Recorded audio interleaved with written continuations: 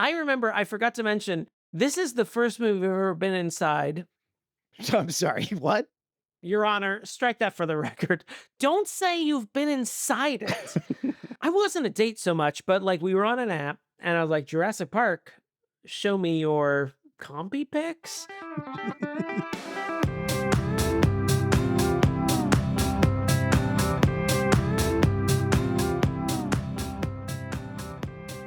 Welcome to Your Inner Child is an Idiot, the podcast where we look back on our childhood and wonder if anything was good to begin with. My name is Damon. I think that was 85% of the introduction, mostly. If anything was good. Look, I'm in an existential place right now. We're not doing well. And that person talking, of course, go ahead and introduce yourself. I'm DJ. And we have a special guest today. That's my we have professor of biology from DePaul University. Dana Duddle is joining us. Hello. Dr. Dana Duddle. Dr. Dana Duddle. Yeah, sorry. Get it right. We don't usually have titles that we need to include. Thank you for being here, Dana. Thank you for coming. I'm super excited, as you can see. And today we are talking about 1994's? 3. Oh, is it 3? Famously 1993. Famously 1993. In my life. You're probably wondering why we have a biologist on at all, because we're talking about 1993's Jurassic Park, directed by no-name Steven Spielberg, who went on to direct music videos after He's this. going to do nothing with his life. And it's a very sciencey science fiction movie, touches on science, and we wanted to have an expert on to teach us all about how the movie has failed us. Unfortunately, the only expert you could find knows nothing about animals or fossils, but I know some things about plants. We're hanging our hat on there is a paleobotanist in this movie. Yeah. That brings in biology of botany. Good. It's perfect. Dana has insisted to me repeatedly that she is a paleobotanist and that we only refer to as such. Absolutely. So we're going to start just like we always do about our memories of this movie. Dana, did you see this when it came out? And what were your thoughts of it at the time? I did see it when it came out. I was in my first or second year of grad school. And at that time, I was seeing all of the movies. So 1993 was a famously excellent it was a good year year for films. And Jurassic Park was really fun to watch because there were scientists who were trying to do actual science, which is unusually rare in movies, actually, I think. They usually become action so heroes. there are a lot of there's a lot of bad scientists in movies, but these were just like actual normal scientists collecting or who were interested in what was happening around them. So that's true. This wasn't mad science. This was just standard science. Yeah, it was fun because we talked about whether it was accurate and we sort of laughed at the parts that weren't and just enjoy. I think all of my friends went to see it. We had a great time. All of my little nerdy science friends. Yeah.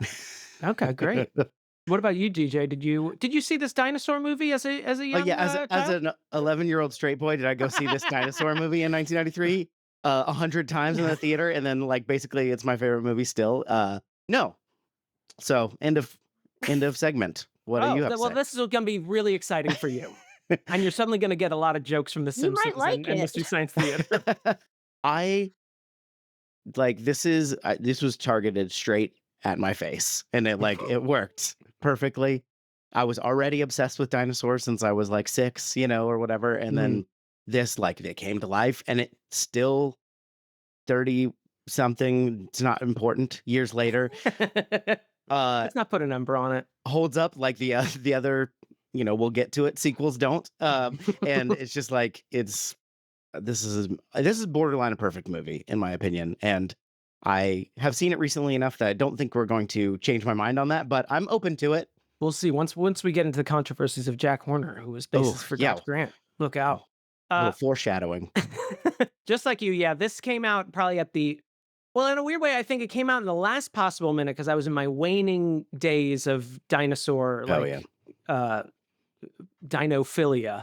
And gays mature faster than straights. We all know that. That's just that's true. That's science, Dana. And then that absolutely is 100%. And then I think it came out in the first possible chance for me to see kind of a viscerally violent movie as like Yeah. a tween. I remember getting very scared when that goat lag lands on the Jeep. Yeah. There's a couple jump And scares in this. and I think this was the first movie where I actually made a sound out loud when Samuel L. Jackson's arm and not the rest of him lands on Ellie Sattler's elbow in a very like weird place, like where the raptor's like storing it in the pipes for later, but it lands on her perfectly like a human's hand would, and then of course it's not attached to anything, and I screamed. I screamed yesterday. Oh, see, Like you did, effective. yeah. Oh, Power rewatching of it or fiction. just? Just Oh no, general. while I was watching it, I She watched was it reading the early. news. Yeah. That'll also do it. Dana, we want to tap into your expertise. Can we start at a high level? I remember even when this movie came out, there were a lot of like think pieces about the science of Jurassic Park. And Michael Crichton is kind of known as a science fiction writer as having like kind of a basis in sciencey stuff, at least enough for lay people like me and DJ to go, yeah, that's enough. Bring on the dinosaurs, Yeah, please. blah, blah, blah, DNA. I got it. Dinosaurs. Thank you. Mr. DNA is just gravy on top. Cartoon DNA strand telling me all I about love DNA. Mr. DNA. I love. Okay, so Michael Crichton is, at least when he first started, I thought he was great. So when I read the Andromeda Strain, I was pretty young. I think I was in high school. That's the first book I Mhm. remember reading, which was a book about a pandemic, actually. But great. Jurassic Park I also read. And yeah, I think he's pretty good. And I think that this film came out quite soon after the book was written, and also right at around the same time that Uh-oh. this kind of Uh-oh. recombinant DNA technology was being developed. And the week the film came out, there was a cover story in Science, which is the premier science journal in the world, about extracting fossil DNA from some organism. And I can't remember which organism it was. It wasn't from amber, as it turns out, and it wasn't dinosaur DNA, but it was at the same time. It was almost like a promotion, but it wasn't. And so it They was. planted the story. There was a lot of. So I think that half of the film audience was like DJ and his ilk, and then the other half was the scientists. Mhm. Yeah. We were down, I think, for this experience. Yeah, it was pretty accurate as much as it could be and still have a plot, I think. Right, okay. Mr. DNA, Accurate at the time or accurate even now? no, not accurate today. Like, I think we know a lot more. Like, they wouldn't have yeah. So I had dinner with a friend yesterday, and he said he wants them to redo it completely, just using exactly the same dialogue and everything, and just making the dinosaurs correct. Just Like Like feathery. feathers and Yes, yes. we could just maybe, I mean, we might have the technology to just replace the CGI dinosaurs and just plop them in there and keep all the That original would be cast. a much better way to spend money than making another Jurassic World property in my I might agree. If we Honestly, have to do it, if we're gonna do that, let's just do Muppets. Let's just do what we all want anyway. Muppet Jurassic Park? Yeah, So wait, just accurate fully. dinosaurs and then Muppet people or Yes. Muppet dinosaurs? Yes. Yeah, like Miss Piggy, Miss like Piggy, screaming, yes. and like Kermit's Just leave hand Laura come Dern. off. Yeah. Well, so what about the science? What might be more accurate and what is maybe more laughable either now or then? Like where does this movie sort of, it's not complete gobbledygook, which is nice to hear, but No, it's not complete gobbledygook. The part about, insects being trapped in amber is obviously true. And amber, of course, is a plant product. I just want to put that out there. Like amber See? comes from trees, right? botany. But And it's the I color of your think energy. It's that nice. it would be basically impossible to get like coherent DNA from Well, because you'd have whatever they lies mosquito, fed because there'd be on, all like sorts all. of things in there. It'd be a giant mess. So I think that's Yeah. obviously ridiculous. The interesting thing that I've been thinking about is why they mixed the dinosaur DNA with frogs, which are amphibians and not birds or reptiles, instead of like Yeah. Mhm. chickens. Or because chicken eggs are obviously widely available, and we know how they work, and we know a lot about their DNA.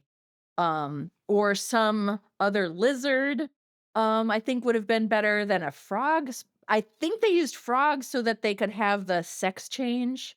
Right. But turtles Yeah. can change Yeah. sex. And turtles are closer to dinosaurs And you than sent us that article frogs on are. whiptail lizards, and Oh yeah, so they can Yeah. whiptail lizards would have been a great choice because whiptails are completely female, but they also have sex. So they're parthenogenic, meaning they're female lizards that have sex with each other, and then they don't fertilize each other's eggs, but the action of having sex with each other allows them to produce eggs. So yeah, I mean they're big in other whiptail parts lizards, of like other progressive communities that queen. I'm part of, I guess. Like All of whiptail lizards are, yeah, ask your lesbian friends, they will know. Not kidding, If you know, actually. you know, whiptail lizards. whiptail lizards. Girl. Yeah, they'll know. That's I'm crazy. so one thing that one of the articles you sent us 3 articles, and what I appreciate about the 3 articles you sent is that each one got more and more like, here comes the airplane. Like the first one was like a science journal. The Yeah. second one Started was to like glaze a blog over with by the a first one a little bit. scientist, and the third one was like National Geographic for children. Here you go, whiptail lizard. Yeah. Right. But the plant one, I never thought about this aspect, and me and DJ were talking about this before you logged on, was that, dinosaurs are one thing, but the plants that are supposedly also, prehistoric plants from the era Yeah. would be the most dangerous because you have one bird fly over from Costa Rica, eat a seed, Oh, and yeah. plop it back over in Costa Yeah. Rica, and we're through. We have an Oh, and now ecological there's that, disaster. dogs and cats living together.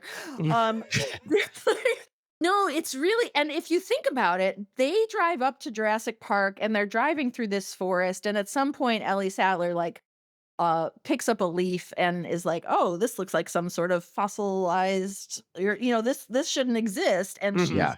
looking around and realizing, "Oh, all of these species are from all over the world, like including from Africa." I think there's something about lilac seeds that are Yeah, Yeah. that poisonous for triceratops, yeah. triceratops or whatever, but also a bunch of species living together that were in the Cretaceous, I guess.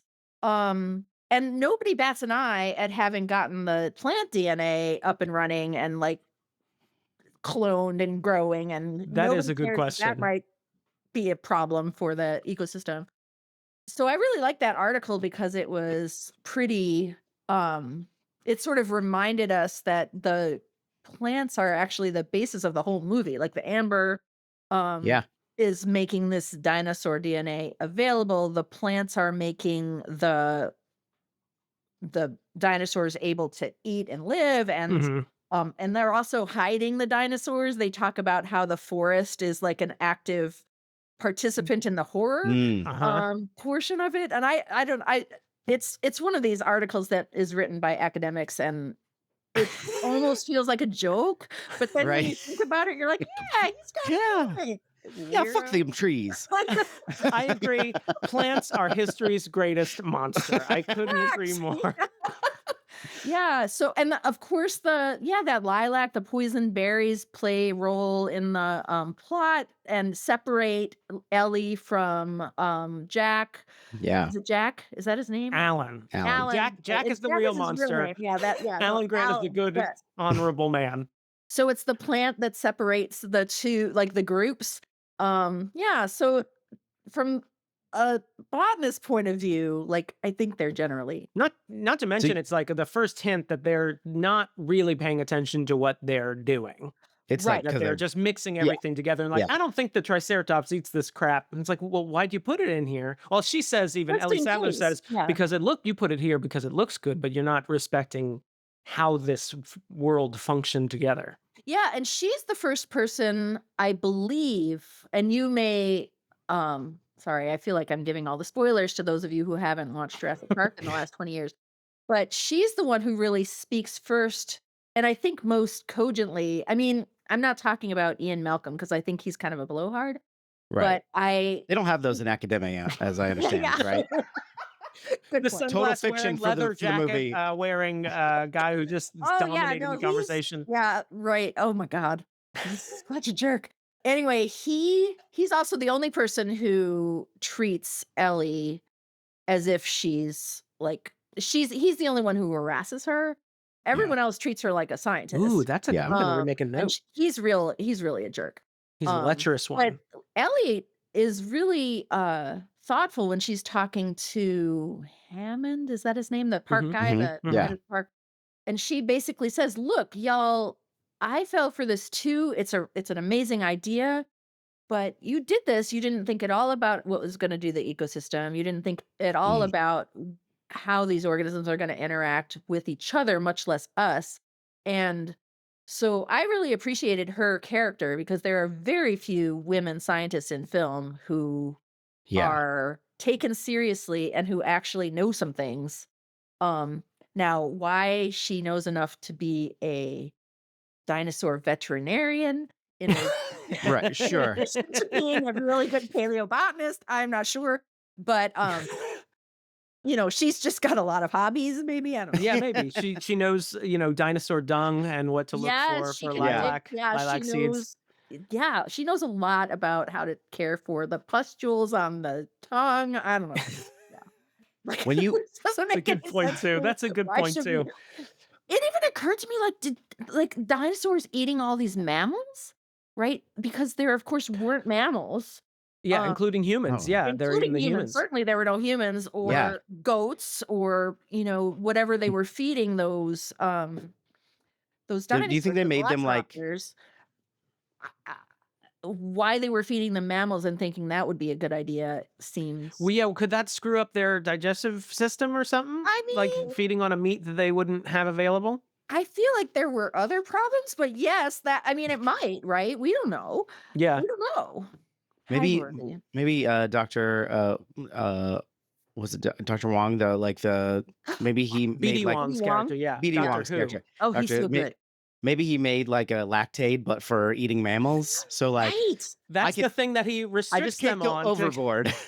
Yeah, maybe But I that's could have some pizza. maybe that's the source of the sort of missing amino acid is from the mammals. Oh, Oh yeah. do you see this I think with it's lysine. Sorry. Yeah, he does talk about lysine. Lysine, That yeah, sounds yeah. familiar. if you see this with like an eye towards botany, do you like, is this movie basically The Happening to you? Like the plants are sort of controlling all of the things that go wrong? Well, that's just true about all of life, like everything, Okay. like your life too, actually. Oh, yeah.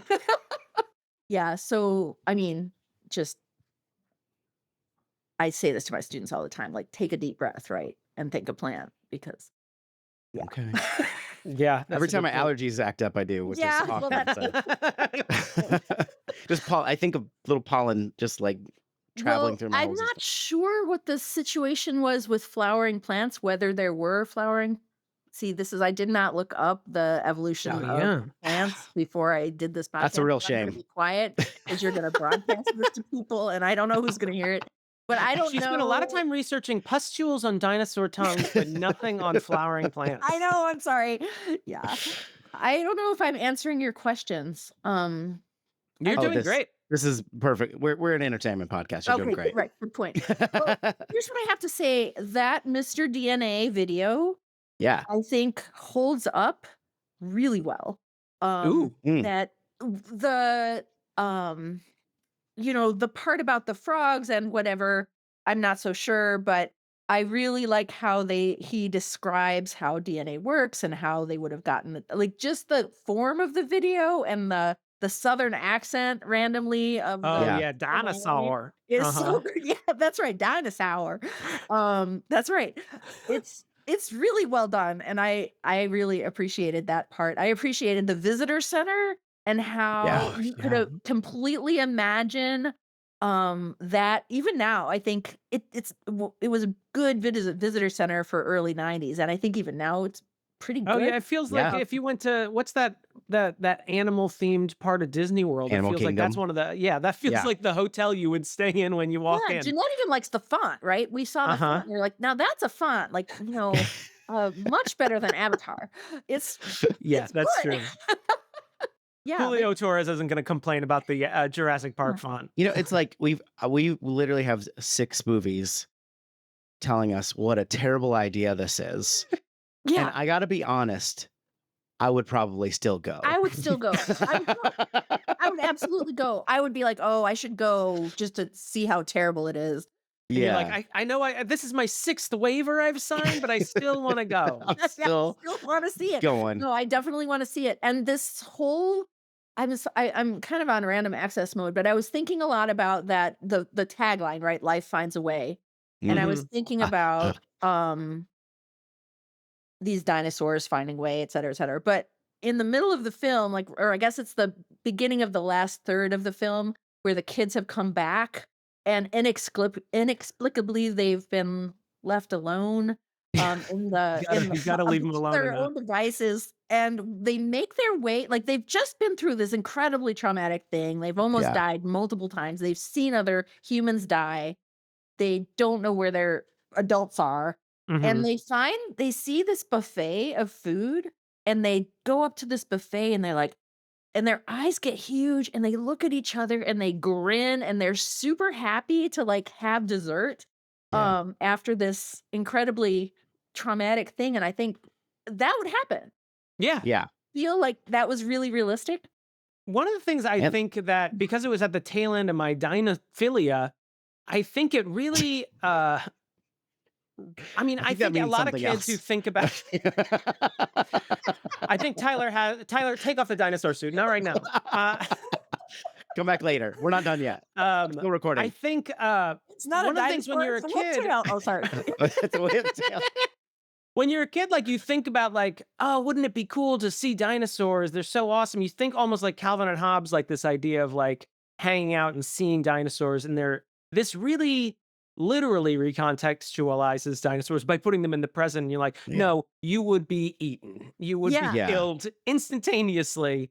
And And also you do something really stupid before you were killed. You would like jostle the lock and escape the pod to go closer to the dinosaurs. Like there's so Yeah. bad security Yeah. in the system. And I just like all of that just seems really true. It's just like life finding a way over and over and Mhm. over again, like all these different ways. So it's I really like this film. Like the more I I think think it about does it, a the good more I like job of registering the trauma that these people are going through. It's not just like a Bruce Willis like action movie where I have a funny quip and then I'm on to the next set piece. It like these kids are ruined. Yeah. And like the Yeah. kids seem actually terrified. The girl is, I mean, there's a point where she's like, he left us. He left us. She's Yeah. just like completely She's almost frozen. nonverbal, yeah, Yeah, and her it's brother gets nonverbal terrifying. at some point, yeah, they're scared as heck, but then they are cured by, like, a really nice buffet. I mean, who Uh, wouldn't be? yeah, Yeah. it looked delicious. It did look really good. I Who want to wouldn't push. want Jello the minute you got back into the just Jello with whipped cream, like at room temperature? The power has been out. Do not eat that Jello, kids. I want to push back on something there because I can't think of a single example in modern life where humans would do like a stupid thing again, like something like earth-shatteringly Oh dumb, god. like again after having learned a lesson not that long Like, ago. Like I we can't know think of that. fully well what might happen, right. Yeah. Yeah. No, but we're gonna make it So bigger, badder, worse, I think is yeah, Well, I mean, that's capitalism for you. We're gonna keep opening Jurassic Park until we get it right. hybrids. It's hybrids. move fast and break things and eat children with dinosaurs. I mean, that's the thing I'm going to be looking out for. I feel like John Hammond has like a bit of a Silicon Valley vibe to him where He's he's in very founder charming, he's mode. very charismatic, Yeah, but he's just not thinking this through. And I think Ian Malcolm even says, like, you didn't bring back the California condor. You brought back an animal that died of natural causes, for lack of a better word. Like this species had a chance and it died, and you brought it And back we because that's still the ticket to the money.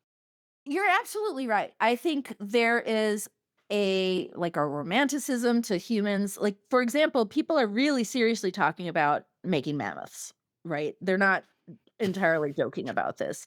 We don't really need to do that, I don't think, as a conservation biologist. Like, the smell they went alone. extinct quite a while ago. We have a lot The more smell work we alone. could do. Like, keep your eye on the ball, people. Mhm. Yeah, But it is the idea of Pleistocene rewilding is a true field of study, if not it's not, wildly popular, I guess, but people are thinking It's for like, the should we cranks. do this? Should we do this? Should we bring elephants to the American West is also an interesting question, right? Should we like No. bring the cognates to the the cognates of mammoths to the plains? And the answer to that is probably no. What if we bring back like 4 of them? Yeah. They won't have a big enough population to survive. Let's just see how it vibes, man. I mean, we have elephants in Tennessee at the rescue, That's at true. the We could bring sanctuary. them to the Hohenwald Animal Rescue here in They're doing Tennessee. great. Yeah. I There's love this elephant idea. cams. You can watch and see how they're doing. They seem fine. Amazing. I wanted to say one thing related to Hammond, who is played by an Attenborough. And so as a scientist who grew up in the 80s and 90s, his brother, David Attenborough, Yeah. is like the world's most beloved nature guy, right? So Yeah. it's really fun to see him in this, basically playing his brother to some extent in the Yeah. little film. But like his coming back to the film. like his the dark version. Yeah, of his exactly. Yeah. Yeah, so that it's nice. The accent is doing some lifting here, I think. I think, Oh, yeah. I didn't even think of that as like stunt casting, but it must be stunt. I mean, there has to be a little bit of a stunt casting going on there.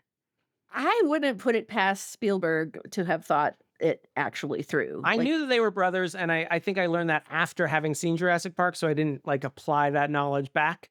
But Yeah. that has to be like a little bit of stunt casting. Like, let's just get him in here and see. he did it really well. I don't Uh-huh. I Yeah. kind of wish they would have gotten David Attenborough, who wouldn't have done it, I don't think, but because he's not as good of an actor, maybe. He didn't direct Gandhi, so he doesn't get to just do whatever he Well, wants. he does his own stunts, and they just didn't want to. They couldn't afford the insurance. It is funny though. I mean, I'm thinking, I know I read the book when I was a kid after seeing the movie, and John Hammond is not as charming. So it's like a conscious choice to make No one it is as much charming. more, pardon the pun, but like Santa Clausy, a little bit more like Miracle on Yeah. 34th Street, Richard Attenborough, and make him much more charming and grandfatherly. He doesn't make it out alive in the book. I was Wow. talking to a friend of mine who's also a biologist, and he was actually irritated by that.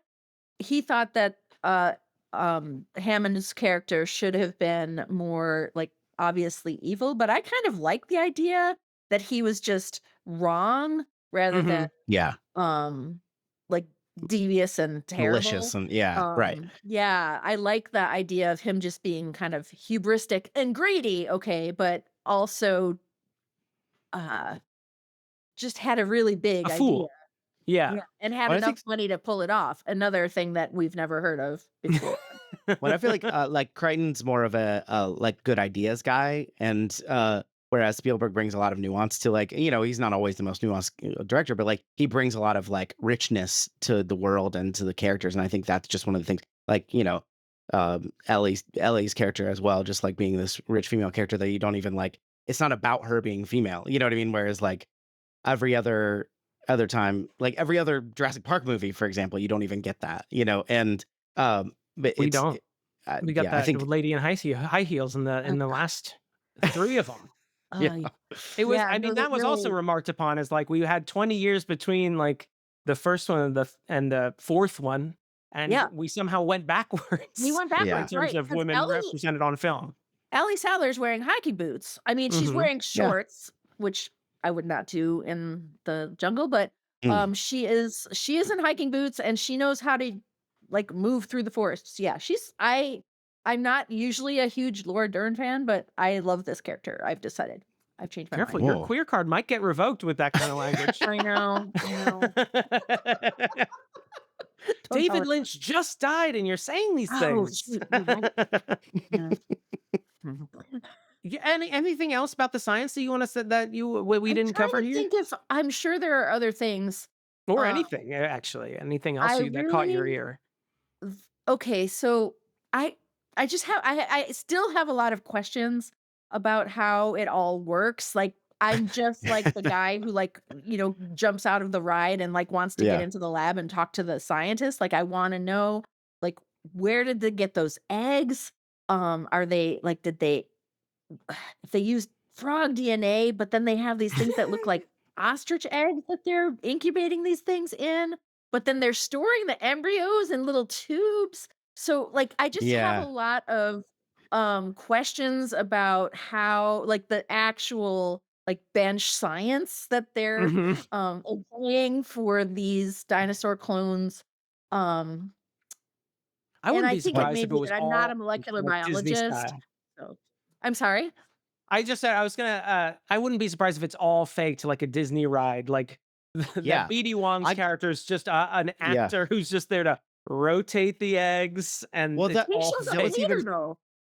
He that was does. He even He's does. like He's the in the inside later guy. movies. Yeah. He's the. Yeah. that was even in one of the articles that you sent. I can't remember where it went, but there was they posited. Well, I don't know if they originated the theory, but they were talking about the theory that his character, BD Wong's character, is like kind of manufacturing, like creating the dinosaurs, and that's why they don't Yeah. like match actual things, and they can talk about frog DNA stuff that doesn't make sense. I think it's probably actually just like retroactively explaining it's a movie. Right. Relax, Right. you know. Well, they even But in the We have to we have more to watch recent it. ones, he does reference the fact that they don't look like what dinosaurs would have looked like because yeah, they retroactively say like John Hammond's like I want the dinosaurs to look like what people Bigger, imagine like more dinosaurs. teeth yeah. or Right. whatever. Yeah. Exactly. You could see that Yeah. happening too, like the sort of capitalist side of it being like, Oh well, yeah, I like, can't sell oh well, giant as long as birds. we're in there messing with the DNA, can Right. we Yeah. make Exactly. them like a Let's make little some tweaks. scarier? Yeah. Yeah.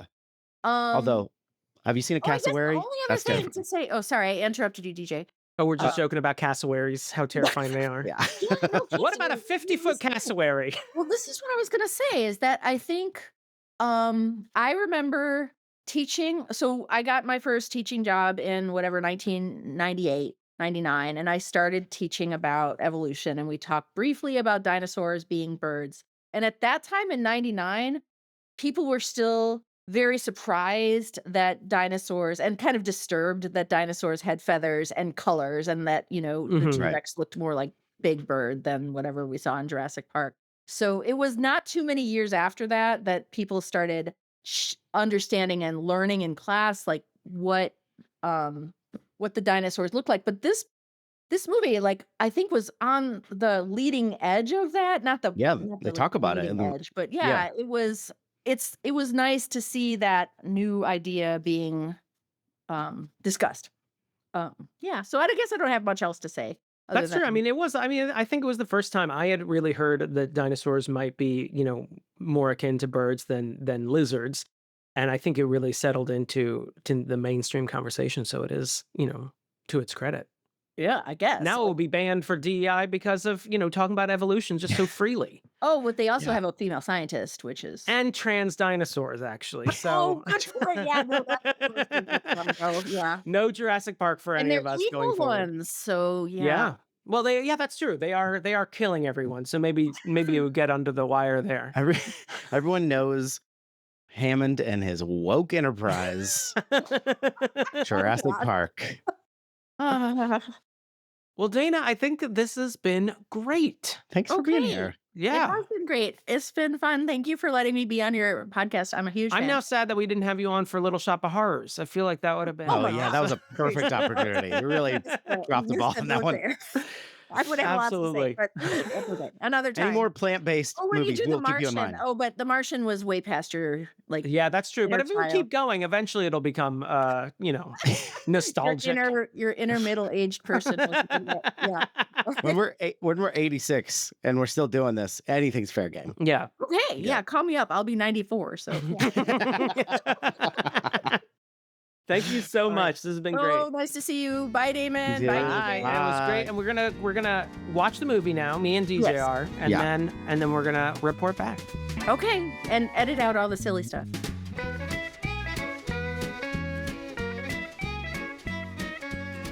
This is more Billy Connolly than Richard Attenborough. When I came over from Scotland, the first attraction I ever built was patreon.com/yourinnerchildisanidiot. And all the little kids would be there and like, oh, you see the little inner child is an idiot over there, and there's the clown urinal child is an idiot, and there's the little urinal child is an idiot getting shot out of a cannon. And I can see them, Mommy. I can see them. I can see them. And they weren't there. They weren't there at all. But, they believe they were. Don't you see? I believed in Are the we? Wait, power I'm of. sorry. Are we both John Hammond? I'm Laura Dern now. Oh, I okay. believed in the power of this patreon.com/Your Inner Child's an Idiot. Even I almost fell into it, but I have ethics. Oh, well, I didn't prepare much in the way of response to that. But what I will say is patreon.com/Your Inner Child's an Idiot. Also known as YourInnerChildIsAnIdiot.com. We spared many expenses. Oh, the expenses we spared. Okay, good enough. Love it. One of our best. Sadly. Damon, will you please recap Jurassic Park 1993 for the fine listeners of this podcast? This is the Lost World Jurassic Park? Nope. This is Jurassic World, No. Jurassic Park. This is original recipe Jurassic Park. Now, Okay. you're probably thinking of the book Jurassic Park, but there is zero sneaking past sleeping T-Rexes in this version. Ooh, did you look up the book premise? I read the book. I did read the book too, Yeah. but I read it so many years ago, Yeah. which is the plural of Yeah, I read years. it. Not for this podcast. Get out of here. Not for the podcast.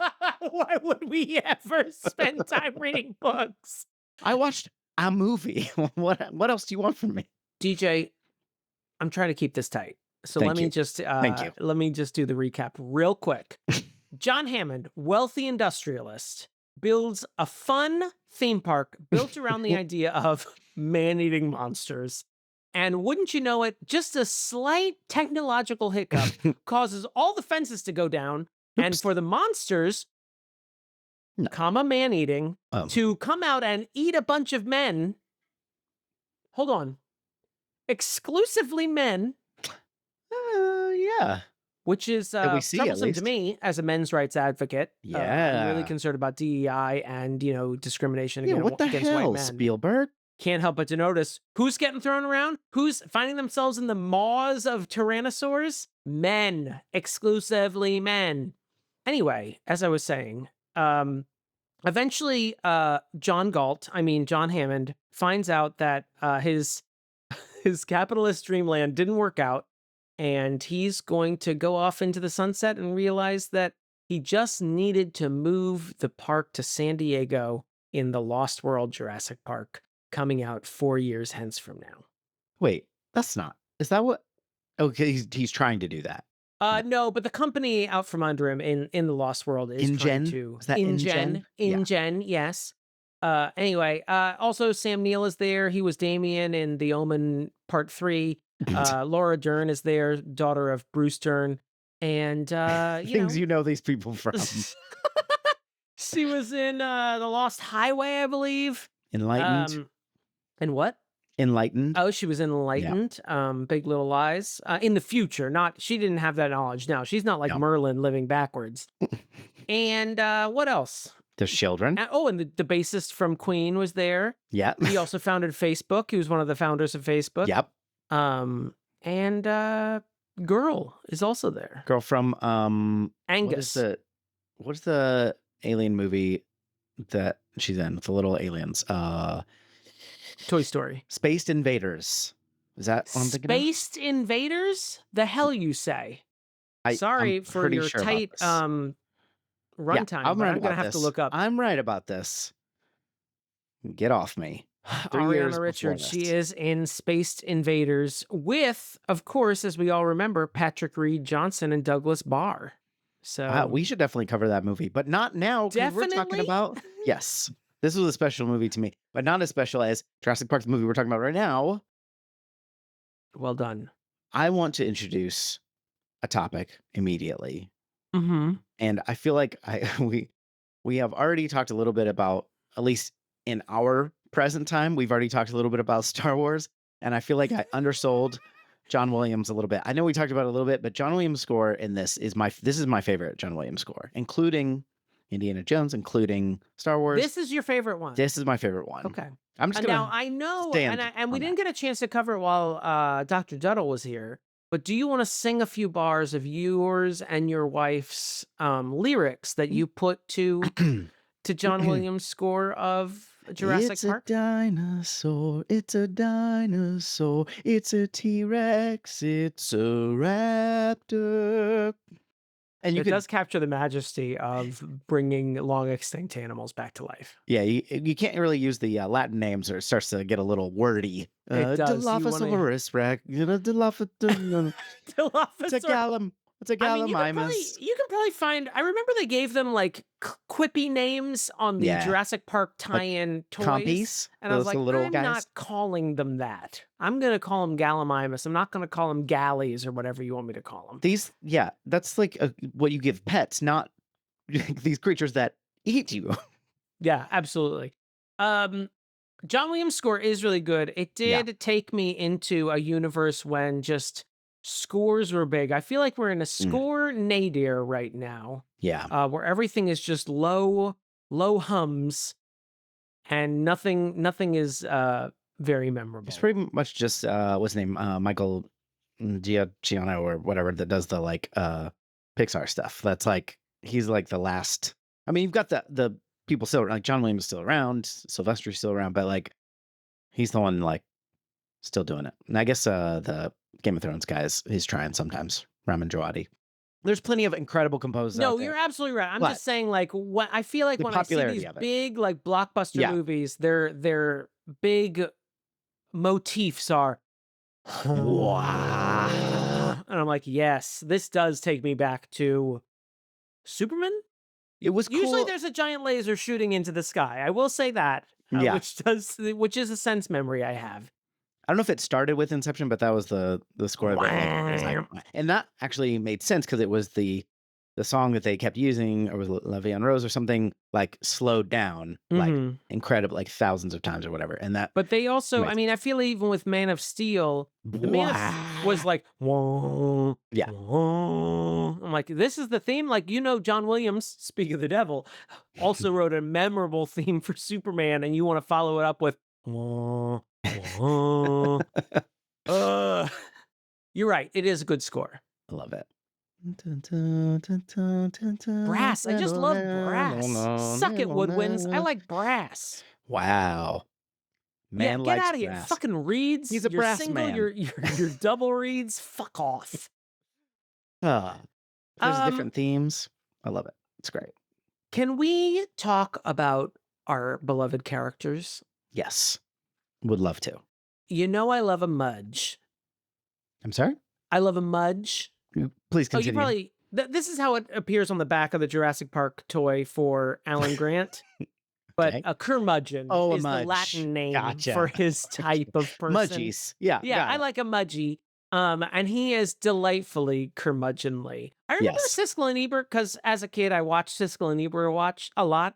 And don't Just say a thing. watch.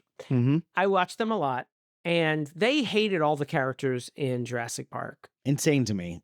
And I love that there's this giant blockbuster movie, and it's like, what if we put everyone's most grumpy uncle in as the star of our movie, as the lead of our movie?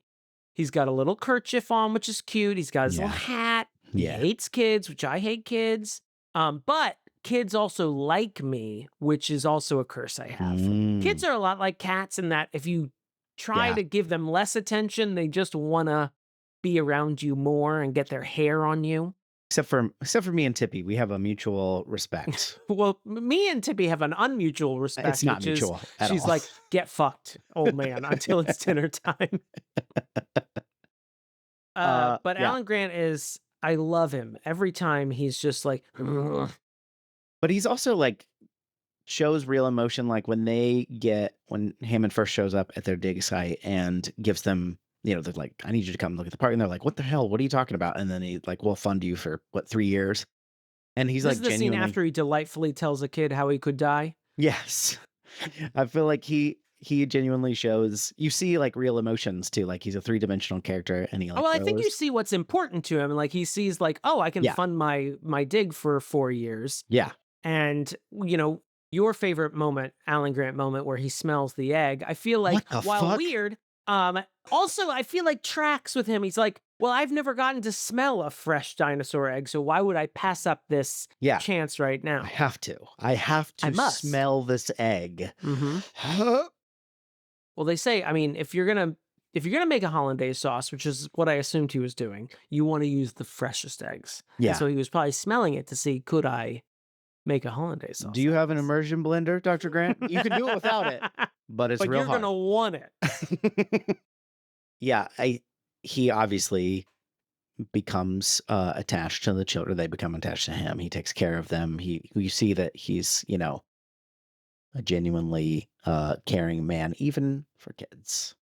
And I like the way that, like, throughout the film, it's like Tim is a lot younger and more fragile, and he's like always helping him. Like he's like of course he gets injured too, but he helps him get down from high places and like carries him a little bit, and he's like, and Lex is fine. She's fine. She can, but he also like she's literally in the process of like unpacking trauma.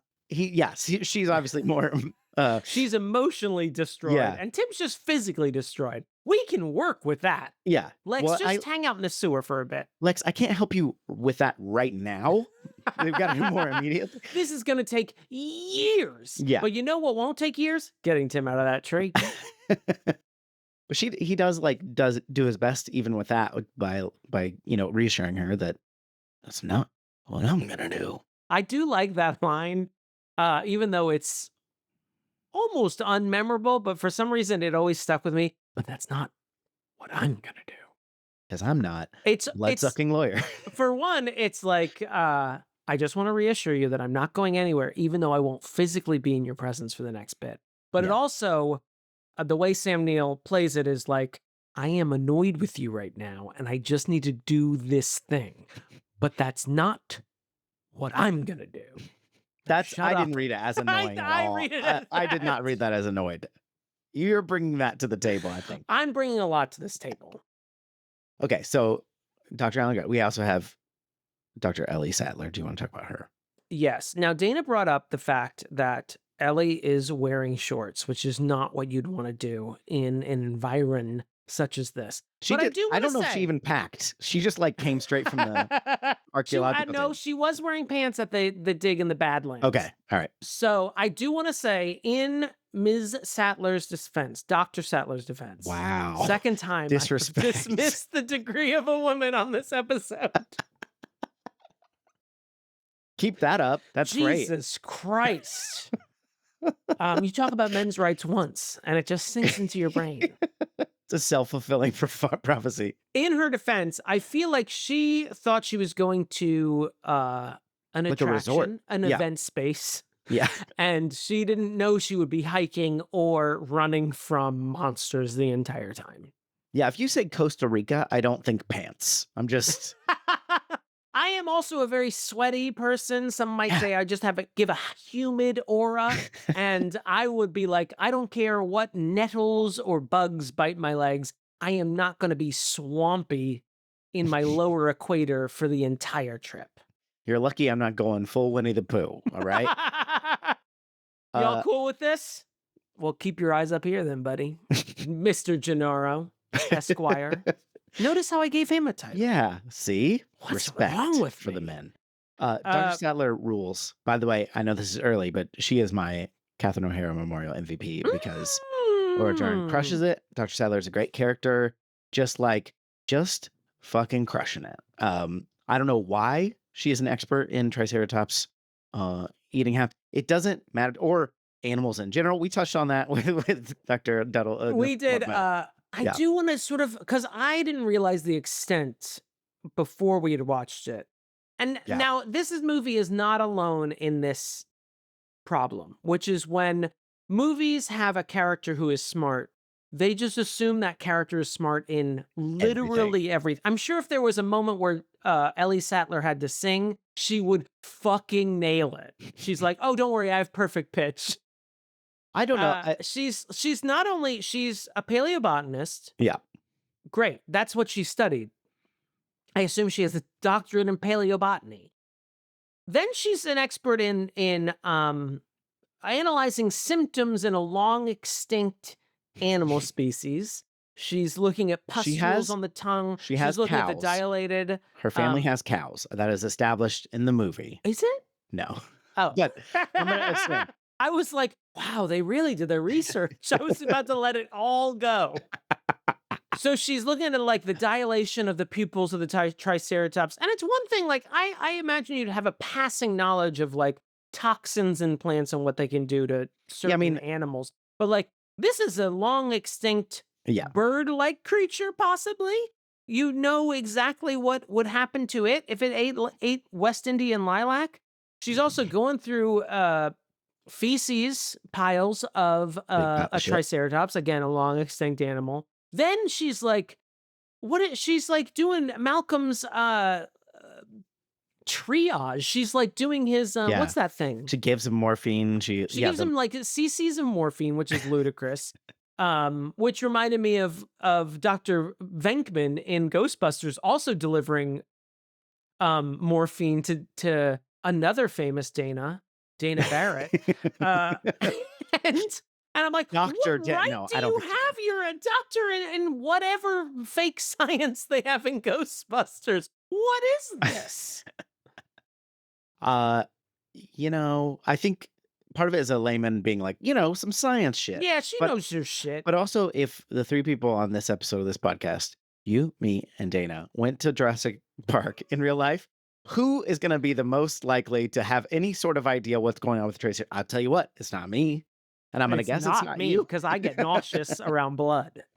I'm going to be like, that is amazing. That is one of my favorite dinosaurs. I wish a Stegosaurus was here, but it's fine. You'll have to wait until the sequel. Secondly, maybe don't burst the tongue zit with your fingers.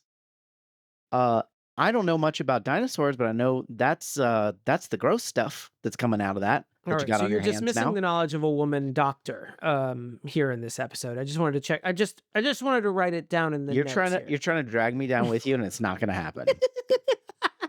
I already nominated her for a fake award for this podcast. So I've got carte blanche. No, Dr. Settler rules. And like, she's got great lines. She doesn't like, I like that she's kind of tolerating Dr. Malcolm a little bit. Like, she seems intrigued by him, which I think I would be too, right? Yeah, if there was a stammering live man who decided, you know what, Costa Rica, I'm wearing leather. All black colors. Now he was ready for the tall grass, you know? True. He was ready for the grass, and I guess keeping the sun off of him. Yeah. No, wait, black would just bring more heat onto him. Don't worry about it. All right.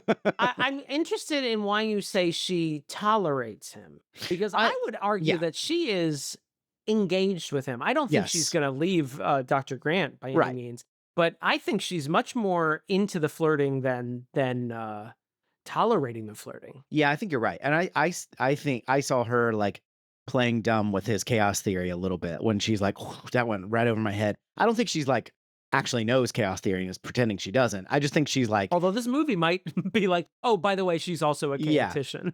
But I just feel like she is playing along so that she is interested in what he has to say and his perspective. And I do think he has an interesting perspective on this, and obviously is the main right person in the beginning of the movie when he's like, no bueno, bad idea. Like, they're all kind of like, yeah, I see your point. Whereas he's like, no, bad. This is going to go badly. Me no likey. Yeah. Well, let's talk about Dr. Malcolm. Yes. Stammering, flirt. Yeah. Like, literally, if you left flirting on the pot for too long and it concentrated at the bottom of the pot, you would be left with Jeff Goldblum. Just concentrated ooze. Like, yeah, just Ian Malcolm with his shirt open, heaving bosom, one might say. We have to acknowledge Dr. Malcolm's heaving bosom making an appearance in this movie. Finally. They've been a patron for so long, and we finally get to see their starring role. A really good job. One of the most heavingest bosoms of a doctor. When that bosom moved, theory. I really believed it was heaving. Better than leaving, you know? No, I think Dr. Malcolm's great. He doesn't seem like a guy that I would want to, be in a relationship with he seems like a bit of a cad, but He does seem like a gadabout, yes. he seems to genuinely care about the people. He's not, he's like cares about the kids. Are they okay? Like he cares about humanity and what this might do to humanity. But he is also very much, a rock star, as mentioned in the movie, and he's very much like full of himself and very, very swaggering, and it's delightful to see. I love a nerdy mathematician who is just a hunk. It happens a lot in real life, and it happens a lot in this movie. I was trying to think of like who is the corollary. He feels like he has such specificity to him that I was trying to think of the corollary. I was thinking of people like, I don't know, Neil deGrasse Tyson, who does not Richard rise the Dawkins. level. Yeah. Yeah, but A again, little like, bit. who's fucking Richard Dawkins? Mrs. Dawkins, perhaps. The But I future like think of Mrs. Neil Dawkins. deGrasse Tyson. I mean, Richard Dawkins in a way. I was thinking of Brian Cox, who's like a British like space guy. Carl Sagan back in the day. He could get it. Sagan. He could But get like it. none of them, all of them like sort of rose to the top despite their nerdiness. Like no one's Right. like, oh yeah, Neil deGrasse Tyson could get it. But he also knows a lot about science. Like, no, the reason we know his name is because he's good science communicator, like Carl Sagan, his mentor. And also, I mean, now that I've mentioned Neil deGrasse Tyson, I feel like the need to put an asterisk. Yeah. Although all allegations were dropped, Yeah. I just feel the need to put an asterisk. Yeah. Wait, should I not put an asterisk when the allegations are dropped? Yeah, I think we have to, but I also don't know. I didn't follow up on that one because I just was like, cut all this. Let's also talk about my favorite character, the character I related to the most. Lex. Mr. Gennaro, the lawyer who gets eaten halfway through. The one who loves the rules. Yes. And the minute a bigger alpha comes along, he's like, yes, we should make a lot of money on Jurassic Park. You're absolutely right, Mr. Hammond. And then abandons children to die, gets eaten himself, and ends up as sort of a punchline. I think this was Gennaro. I think this was too. Yeah. When you gotta go, you gotta go. He's more of, I feel like, if I recall correctly, I think he's like more of a bad guy in the book. Like he's just kind of a weasel. Like he's more punished for his hubris and for, like you said, just running away when the T-Rex attacked. He's a blood-sucking lawyer. What is he gonna do to help the children anyway? But true, even Alan Grant could barely help the children out of the situation. But yeah, the fact that he runs, I will say, like he runs away, which is and he's fine at first. Don't do that. Yeah. It's really just Ian Malcolm who draws the Tyrannosaur near to Gennaro's hiding place, which is, I've got to deduct points from Ian Malcolm for that. Yeah. He shouldn't have done that. It was a very like the T-Rex huffs and puffs and blows the the bathroom shack down. But I was amazed this time. This is the first time I really noticed it. How long Alan Grant and Ian Malcolm sit in that car watching what's happening with the T-Rex and versus Lex and Tim. Just sitting there watching, like even enough to the point where Ian Malcolm has to sort of clear the windshield from the steam that's brewing. I mean, they are terrified, and I think the movie does a good job of like showing the abject terror of these characters. But it was sort of a weird beat for me that they're sitting there, they're watching, and the movie punishes Donald Gennaro for actively walking away, but they are just sitting there. Yeah. It takes a while, but like after they're initially attacked, before he does there's the not thing. like, oh, he's walking by, and I can understand like, why don't we all just be cool, and maybe the Tyrannosaur will just go away. Yeah. But it's not that. It's like the Tyrannosaur is literally like butting up against the Jeep and trying to knock it over, and they're still just watching. What do you think about? What I'm saying is they should be killed. What do you think? Children should be killed. That's what you're saying. Usually. Do you remember one of my favorite memories that I have with you is we went to a midnight showing of Jurassic Park at our local arts theater. Yes. That's OR theater. Theater. And it was packed. Like everyone was trying to get a ticket, and my friend Jason came out like a genie out of nowhere, and he's like, I thought you'd be here, and gave us 2 tickets. We got in, but my second favorite part of this is that when we were watching the movie, it was a very sort of raucous, like Rocky Horror Picture type thing where everyone's engaging with the movie out loud. When the kids show up, the audience booed audibly. Boo! Poor Lex and Tim. I loved that reaction, although I mean, I don't hate Lex and Tim, but I don't either. I really love that reaction. I think that's really funny, and also it's a very Grant adjacent. I want to say, while we were talking about the T-Rex attack scene, what do you think about Dr. Grant lights a flare, attracts the T-Rex, gets it to follow it with his hand, and then throws it, and the T-Rex appears to be following the flare, but and he's standing there, Dr. Grant is standing there still, so that it doesn't think that he's a target. Then immediately, Dr. Malcolm lights another flare and has the T-Rex chase him. Yeah. And now I always thought that was just him being kind of, overconfident, thinking he was also being a hero. He just saw somebody being a hero, so he wanted to be a hero too. But he also says, get the kids. They're like, he intentionally has the T-Rex follow him. He doesn't really think through what's going to happen exactly, but he's like, T-Rex is going to be dealing with me, and you can go get the kids. Come on, Come at me, the little arms. But oh wait, it's mostly your teeth that oh god, the problem? Oh god, the arms weren't the issue the whole time. What do you think about that plan? I actually, it's not thought through on Ian Malcolm's part, which counteracts my complaint about the Ellie Sattler issue, which is like she's great at everything because she has a doctorate in paleobotany. But this is an instance where it feels kind of realistic in that Ian Malcolm didn't fully process all that Alan Grant was saying, or didn't have all the information that he needed, which is that the T-Rex's sight, I don't know how true this is, but in the movie, the T-Rex's sight is based we would have on no way of knowing that.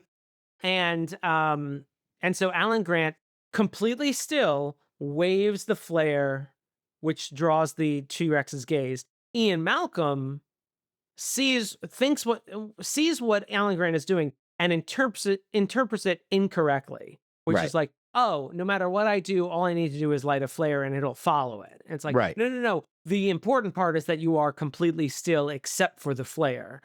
And so that felt kind of realistic. I didn't take it as like, I'm also being a hero.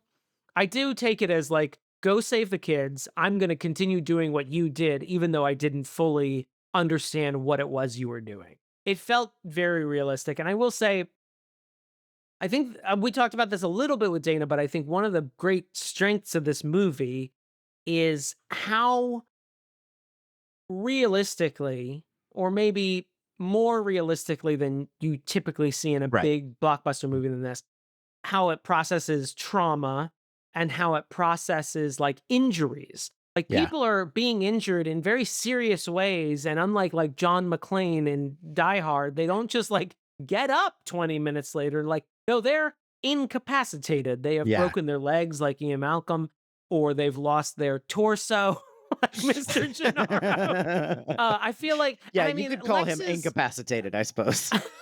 Lex's, he left us, has always stuck with me. And I remember one of my bonding moments with my best friend LT was us both having that sense memory of, he left us, which feels realistic. I haven't talked to a psychiatrist in years because I got it all on lockdown. Believe me, I know.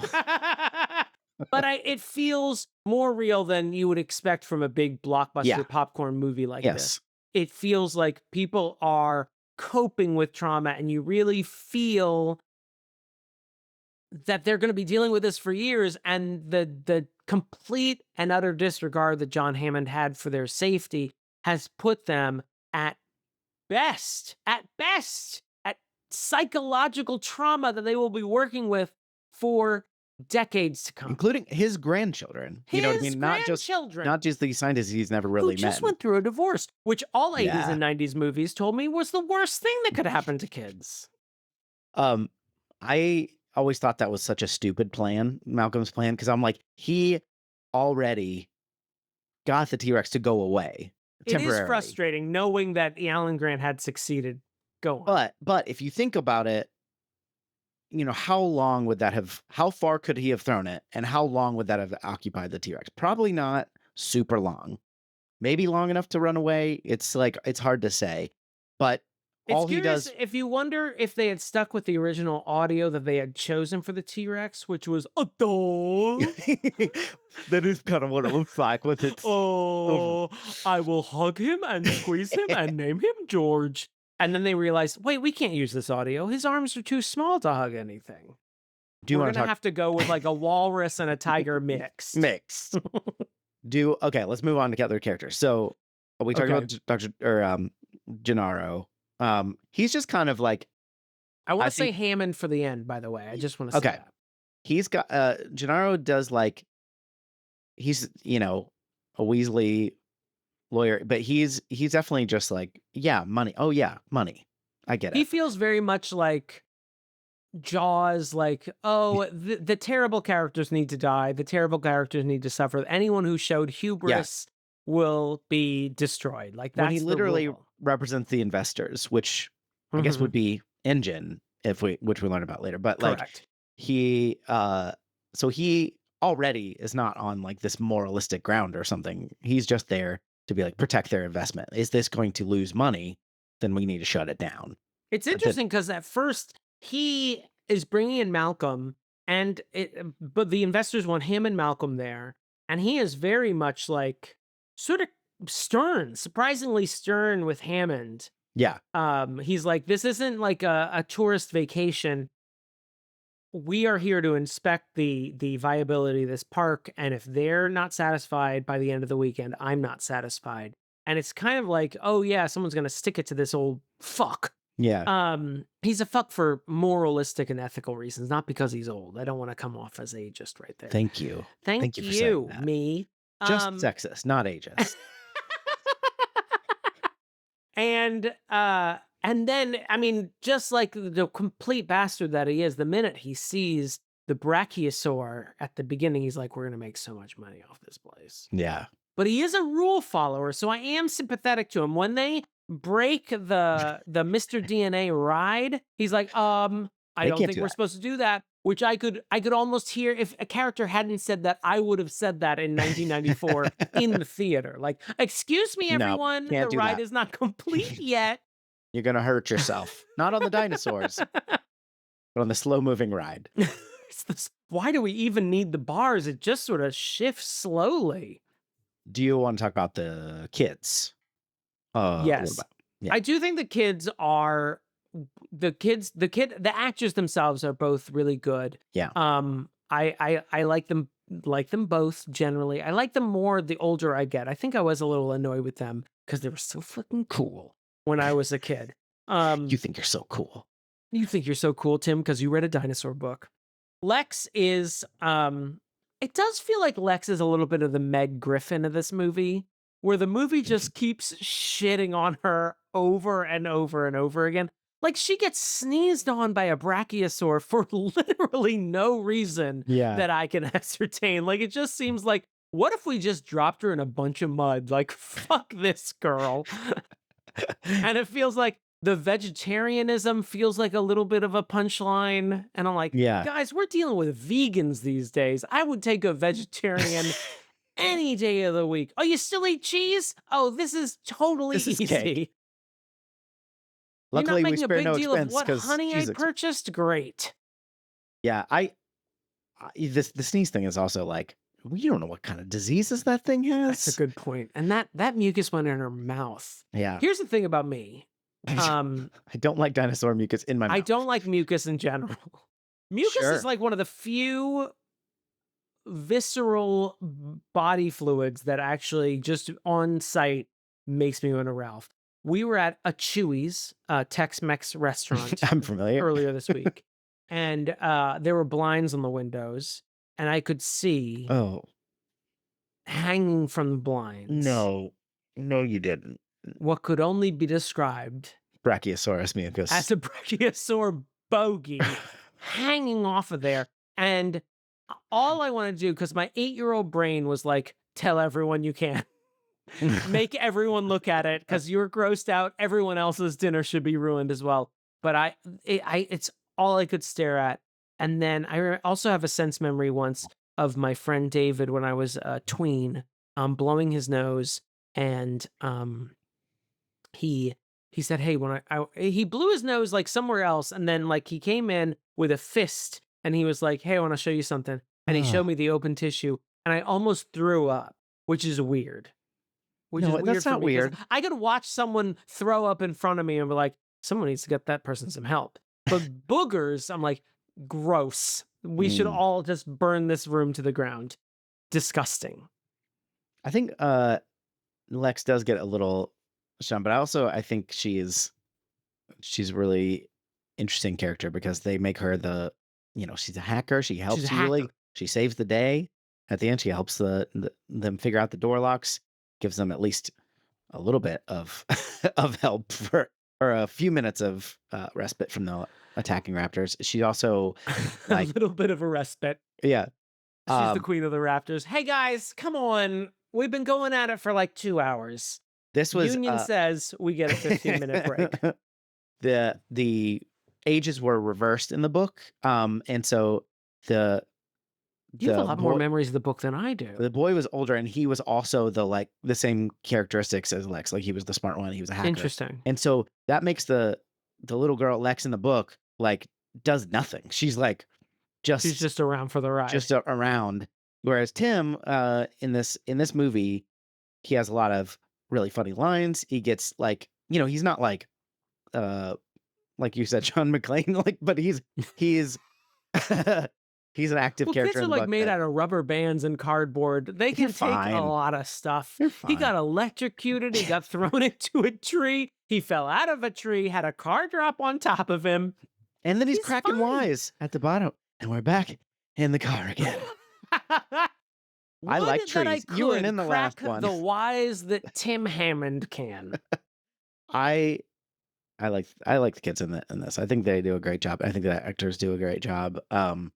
Lex's screaming run to close the freezer door when the raptors are attacking, which, by the way, that is my scene. That is my nomination for The the raptors in Field the single scene kitchen? award. Yeah, because that scene is incredible, just all around. But yeah, she's screaming with her arms completely out straight.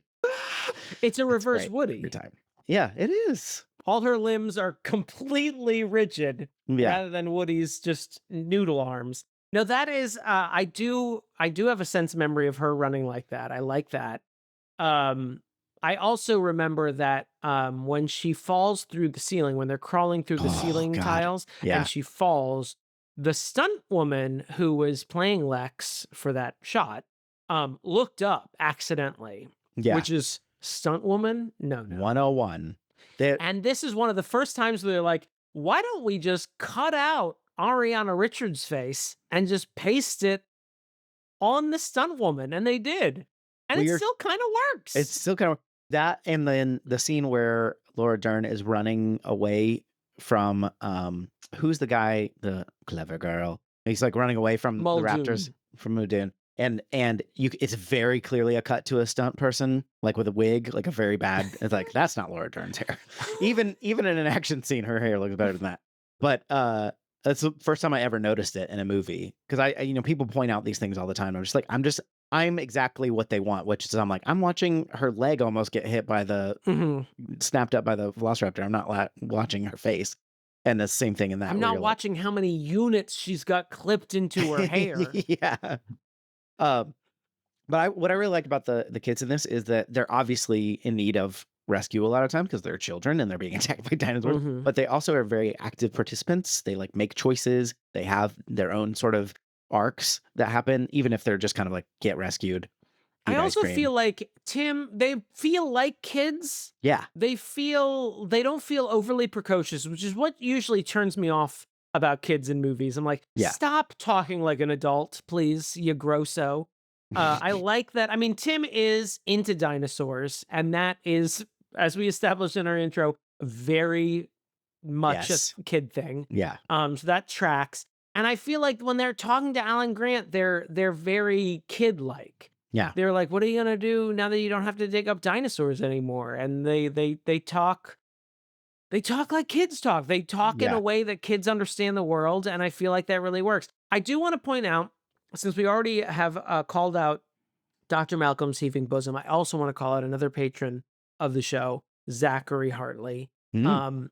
who was and is a computer nerd and He's a hacker. taught me what a Unix system was. And by Ah. taught me what a Unix system was, what I mean is he taught me that a Unix system exists and is a thing. And so when she says, it's a Unix system, I know this. I'm like, that is a computer system. That's correct, Lex. As let me mansplain the Unix systems to you. Which apparently just means boxes in a giant map, and Yeah. that you click on them. It's very Some of the similar ones to she clicks on, I'm like, that's obviously don't not think going to be that's that's you clicked on bathrooms. That's obviously not going to be the door locks across the park. Unix system is basically Doom. You're just like walking around. But if you get to the right room, you can get like Hitler is in a robot mech suit. Oh yeah. Yeah. That's Castle Wolfenstein, guys. That's a different game. Completely entirely. different. Come on. Are we Let's on talk to about Dennis Nedry. Oh yeah. Nedry, you know? Yeah. Seinfeld. Like Newman. I get it. You get you get it. I love this character. I think he's incredible. Not like he's a nice guy, but No, I don't want to build a corporation with him. I'll tell you that. it starts with the Dodgson scene. Dodgson, we got a Dodgson here, which is fantastic. He's a disgruntled employee. Yes.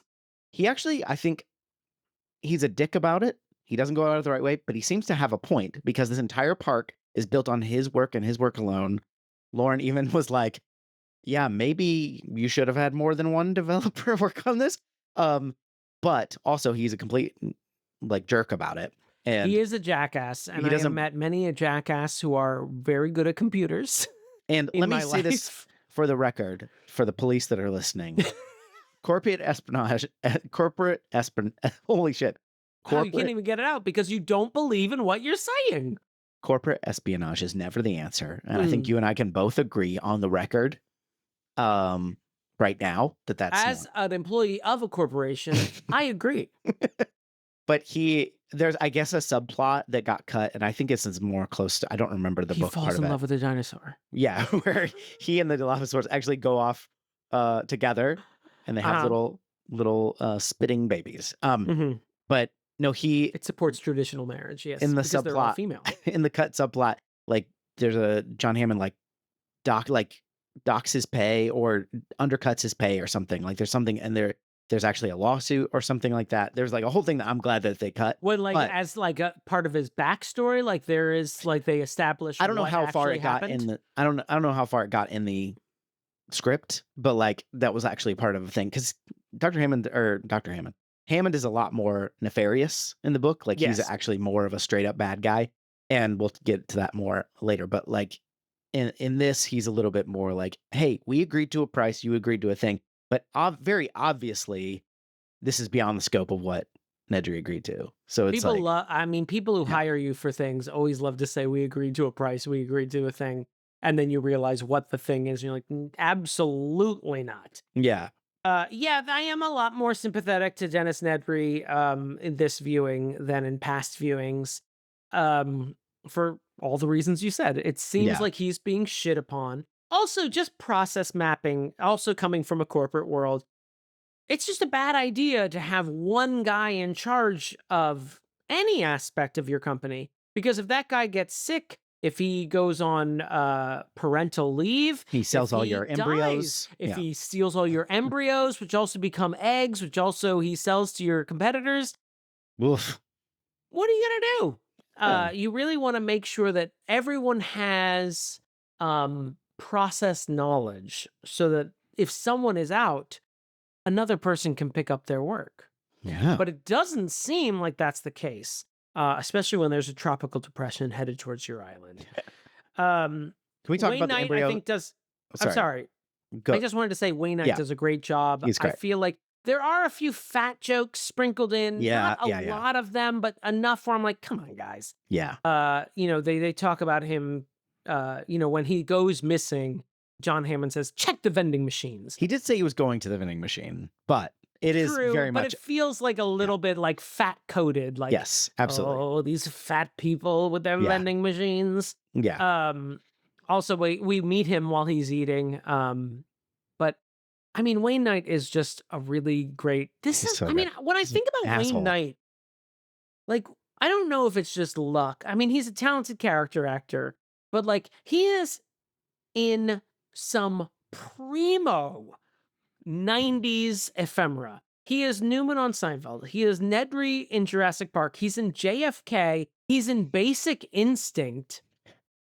Like, I feel like the 90s are.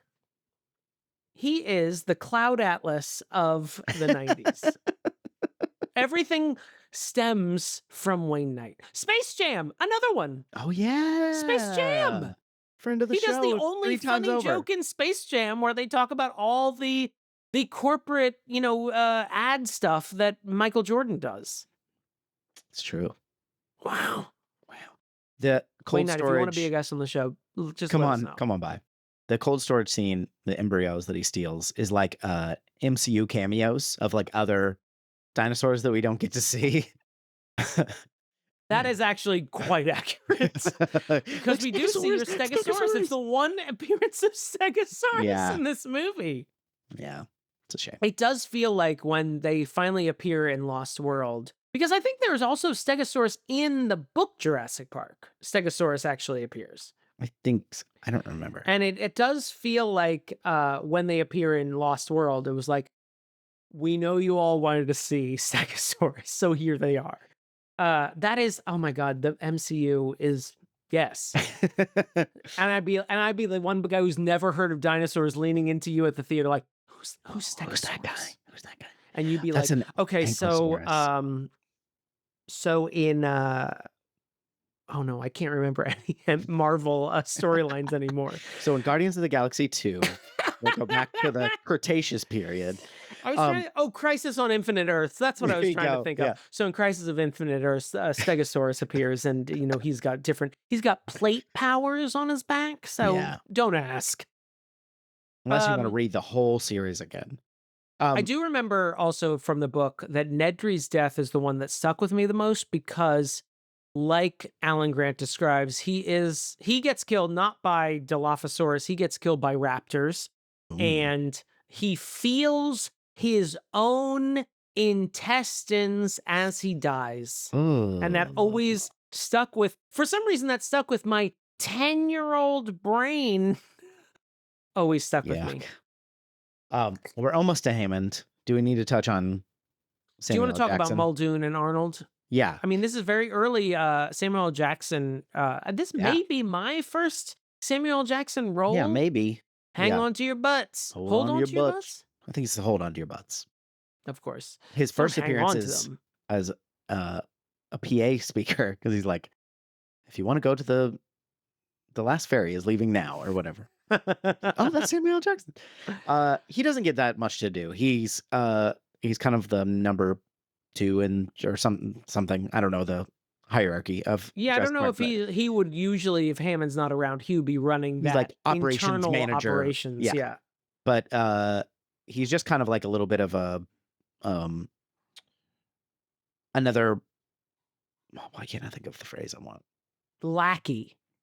Toady. No, bootlicker. he's just another like voice of reason when things are going wrong, where he's like, oh, we should do this or whatever. But he's very obviously somewhat competent, I guess. Like he's not. It's hard to tell one way or the other. He does seem his fairly life. competent. It seems like he doesn't have the breadth of knowledge that Nedry has. Yeah. But we see him like competently doing things. Yeah. He basically has to because Nedry's code is so involved. He guess. has to shut down the entire park and reboot it, essentially, which he does. He seems competent, but it seems like there's such an over-reliance on Nedry that it's very idiosyncratic to Yeah. how Nedry codes. Not to Right. mention probably Nedry covering his own fucking tracks Right. in there, and so Arnold can't get shit back on track. Now, our last About 2 vision of him million. is his what? Right arm severed Yeah. from the rest of his body? Yeah. R.I.P. Why did I do hang 10? Keeping that toned though. That arm looks good. Oh no, yeah, it's veiny in all the right places. Let's Black talk guy- about Muldoon because he does get The only black guy gets murdered, so that's not great. Yeah, but he's not the first murder. That's true. It was a brown person in the first scene. of the An unnamed worker. Unlined brown person. Yeah. Costa Rican national, no doubt. And then Muldoon, I think also is kind of an interesting character in that he's almost like a big game hunter that they hired Yeah. to be on site for some reason. And he's like, his first line to our heroes is, they should all, what did he say? They should all be destroyed. And he's like kind of smirking, but he's being serious. Like he actually is like, we need to shut all of this down. But he's like, I'm not going to quit or anything. But I mean, I'll still get my paycheck. I filled out a fucking W-4 or whatever. he does seem like kind of fascinated by the raptors and like kind of impressed and wants to hunt them as a big game hunter would. And when he gets the opportunity, hey, guess what? He loses. He's not good at it. Yeah. Because he didn't learn. He wasn't there at the Badlands when we learned how raptors hunt. Clever girl. He gets a lot of lines because he gets shoot her, which is what I and then he gets clever girl, and then they remember. Why is that one I quote? That is a regularly? weird one But because that's not one I remember, but that you remember. I They remember. remember. I use almost all of the lines in this movie one time or another. I had forgot. I didn't realize because he gives a line early on that I didn't realize was something I'm supposed to remember. Where he Remember. says when they introduced one of the female raptors, well, they're all females. She kills all the other raptors except for 2, Yeah. which is the movie telling us there are 3 raptors in the movie. Yes.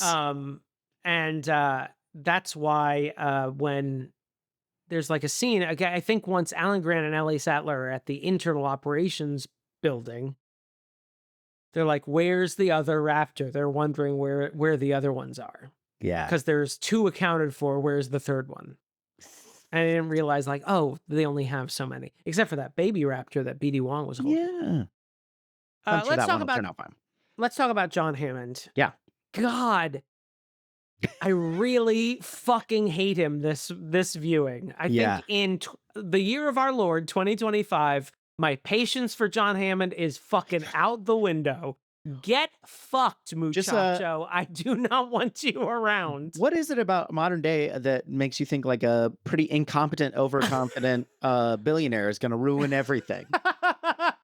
One that will consign us all to death. Yeah. But he just wanted to try something. What's the worst that could happen? Oh, the end of the world? Fuck off. Yeah. You Scottish bastard. He's so charming as an actor though. Like I think it's a perfect portrayal because it is an insidious portrayal. It's very well done. I completely agree, but it is insidious in his charisma, his riz, and his charm. He has that. I mean, he literally played Santa Claus like 2 years after this. Yeah. He is very charming, effervescent, and then the more I learn about him and the more I've had to suffer under the regime of actual billionaires like him, who also were the darlings of the media for a while. Yeah. Fuck off, feed him to the wood chipper. Just throw him in with the cow to the raptor paddock. Who cares? Don't feed the goat to the Tyrannosaur. Feed John Hammond to him. I do appreciate the older I get, like that he dies in the book. He gets eaten by compies in the book. Yes, that is where he deserves to go. Correct. I think even though in the book he is crueler. Yes. But I think he is just as evil in both iterations. In fact, he Yeah. might be more evil in this because he is so charming and kindly. Fuck off, John Hammond.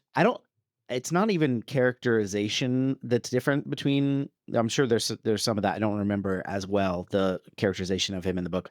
There's just more details about his doings, Mhm. in the book. And so I bet a lot of those, if we were to kind of like draw outside the lines of this movie, would be the same or similar, because Mhm. it's Well, I mean, he's like a his MO. charlatan. We kind of get the idea Yeah. that he's a charlatan. His Yeah. original like big money thing was a flea circus, as we of course alluded to in the Flawless. incomparable Patreon ad. One day I'll learn that it's Patreon and not patron. It's not important to anyone. But except yeah, for he's all an of our absolute patrons. charlatan, just with a lot of fucking money. Relatable. And I kept thinking of two things. Of course, I kept thinking of Elon Musk, and in fact, I Yeah. watched a Perfect Union has a video that just came out this week, so a few months old by the time this comes out, but about how SpaceX is, doing their rockets in the Gulf of America in Brownsville, Texas. Sorry, it's what Google Maps says. Uh, they're launching their rockets there, and how the city of Brownsville, Texas, has been harmed by this, by Yeah. the fact that there are earthquakes in Brownsville, Texas, every time there's a launch. Dust from the launches just spreads all across this town.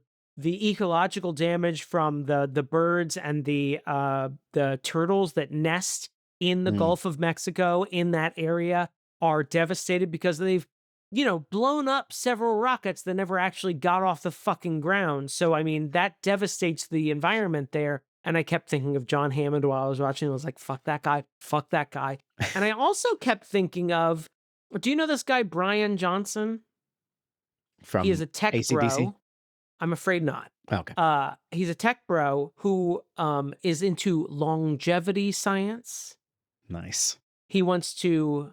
A lot of the headlines always refer to him as wanting to live forever. Yeah. I don't know if he's ever actually said that, but I was thinking about him because there's a new documentary called Don't Die on Netflix about him, and they sort of follow him around for a few months.